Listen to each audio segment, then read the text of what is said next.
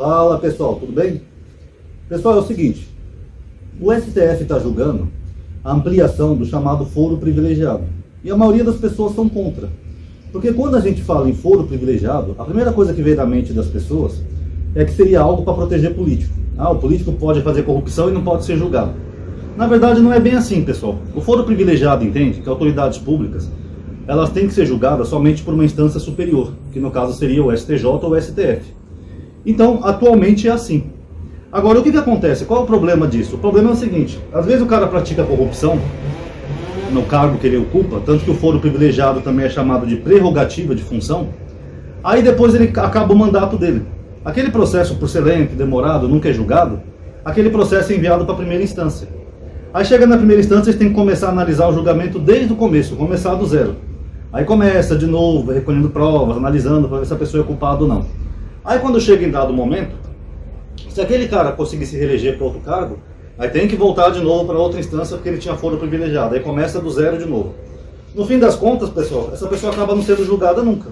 Tá? É o que tem acontecido ultimamente no Brasil. Teve até um caso de um governador que foi mencionado aí pela UOL, que ele aconteceu isso, ele era governador, depois deixou de ser, depois se elegeu para outro cargo. No final o processo dele acabou desmembrado, que era uma OCRIM, uma organização criminosa, e no final a metade foi condenada por uma instância e a outra metade foi inocentada por uma outra instância diferente. Mas era o mesmo caso, as mesmas provas, os mesmos crimes. Então o STF entende que tem que se ampliar o foro privilegiado. E um argumento que eu acho válido, que eu uso aqui, que eu acho bom isso, é a questão do Lula. Todo mundo viu como é que foi o julgamento do Lula, né?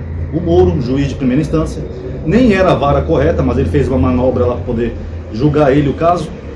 Um juiz que não sabe nem português direito, não passou de primeira no OAB. Tem uma série de casos dele que já foram condenações que foram anuladas em instâncias superiores, porque ele não é um bom juiz. Aí ele vai lá e condena o Lula a mais de um ano só porque o Lula foi visitar um triplex. Tanto que ele mesmo colocou num despacho dele. Não tinha provas. Não há provas de que o Lula recebeu vantagens indevidas da OAS. Mesmo assim ele manteve o cara preso mais de um ano, sendo que o cara já tinha sido presidente 2 vezes. Se já tivesse essa regra na época do Lula, da ampliação do foro, o Lula nunca teria sido preso. Porque as instâncias superiores eles têm um pouco mais de cautela para julgar. Até porque para você chegar a uma instância superior, você tem que ter mais tempo, mais idade, mais preparo, mais estudo. Não é qualquer Moro que chegaria a um STF, por exemplo. E todo mundo sabe também que instâncias inferiores, pelo Brasil afora, tem muita corrupção, pessoal. Imagina, por exemplo, o Bolsonaro, que não é mais o presidente. Se ele for julgado em primeira instância, se ele pega um juiz bolsonarista, que nem aquela juíza de Belo Horizonte, que foi aposentada compulsoriamente porque só ficava espalhando as bobagens bolsonaristas, né, contra a democracia, se ele pega um juiz bolsonarista, o cara inocenta ele, não importa a prova que tem. Infelizmente isso acontece.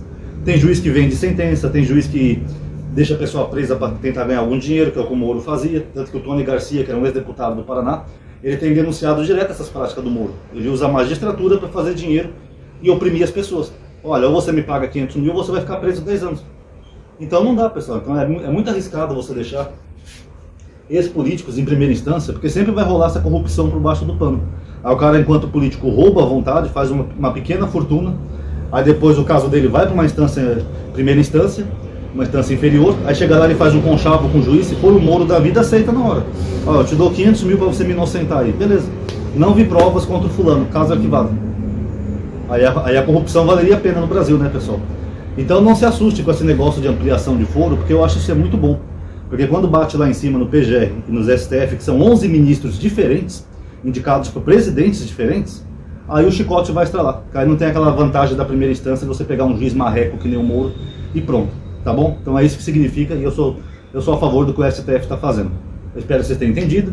Quem gostou, comente o que vocês acham, se são contra, se são a favor, tá bom? Obrigado por ter assistido. Paz a todos.